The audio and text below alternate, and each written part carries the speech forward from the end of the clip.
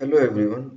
Today we'll go over the time series case study that was in the predictive analysis 2 module. So the problem statement is this. Global Mart is an online supergiant which is having worldwide operations. It caters to 7 different market segments: United States, EU, Canada, Latin America, Asia Pacific, Africa, and EMEA. And it caters in 3 major categories: consumer, corporate, and home office. Now, as a sales and operation manager, we need to finalize the plan for the next 6 months, forecast the sales and demand for the next 6 months. That would help manage the company, manage its revenue and inventory accordingly.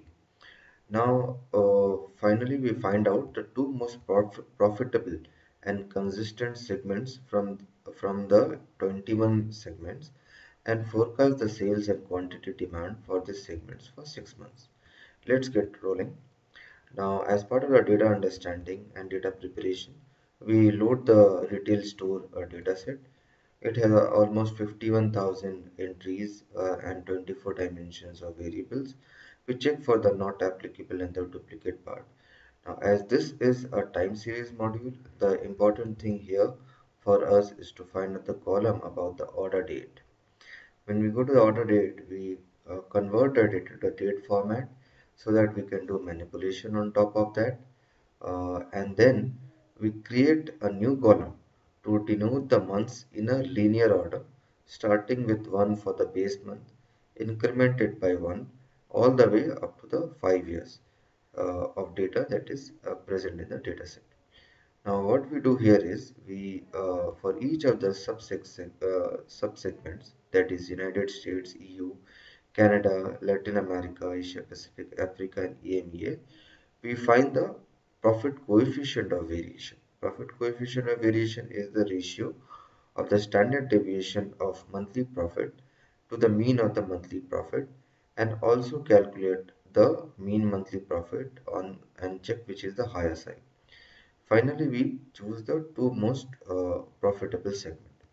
As the task is repetitive, here we also write a function where we supply the data set as an argument to the function, and we get in return the coefficient of variation.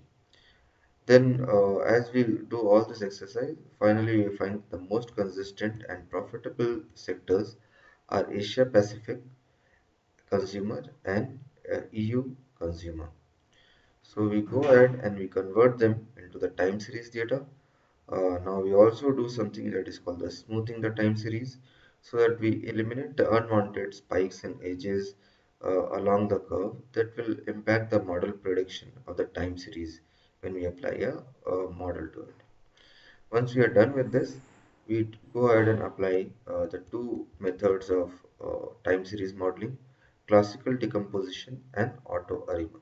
Let's talk about the classical decomposition.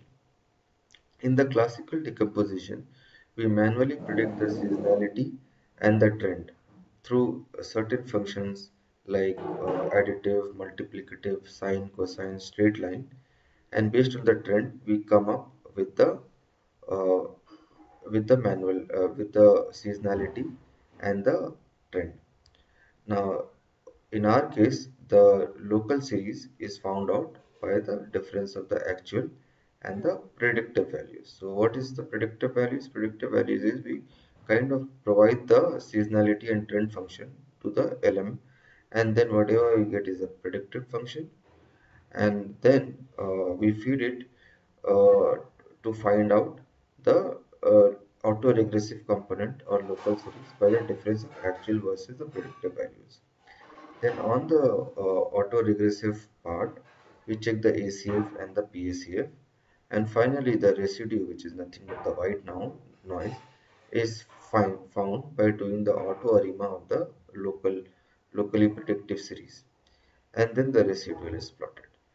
Then to check for the white noise, stationary test like the uh, DQ filler test, KPSS test is performed, and then we check if the model is stationary or not, the white noise is stationary or not, and then model is evaluated using a using mean, which is the mean absolute percentage error that is given by 100 by number of observations, and then the summation of uh, actual minus predicted divided by the actual.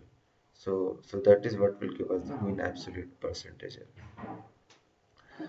Then what we do is using the other thing is the auto ARIMA model. We using the auto ARIMA function, we pass on the entire time series that is modeled. The residue is obtained. ADF, KPSS, and the May value is found out in the very similar fashion as the classical decomposition. At the end of this exercise, what we see here is that we get the most profitable and consistent segments, APAC consumer and EU consumer. And then on the APAC consumer, we find that for the sales, the additive model with polynomial of degree 1 is the best fit model with May value of 1761. For the quantity polynomial of degree 3 is the best fit model with May value of 15.42. For the EU consumer, additive model of polynomial degree 1 is the best with May value of 13.5. And then for quantity additive model with polynomial of degree 1 is the best fit model with May value of 15.88. In all these cases, what we see is the values which are obtained from the classical decomposition is better than the auto ARIMA. So thank you for watching the video. Thanks.